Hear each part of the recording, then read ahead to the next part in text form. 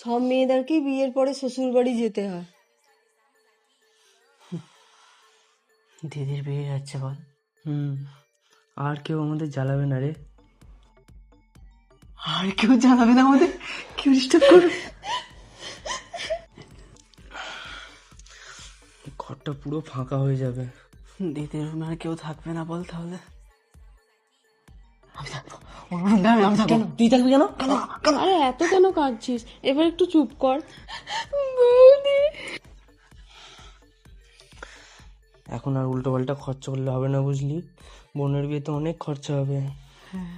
বোনের বিয়েতে অনেক খরচা হবে না?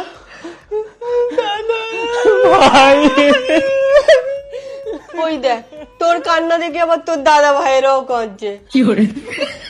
দাদা ভাই, তোরা কাঁদছিস কেন?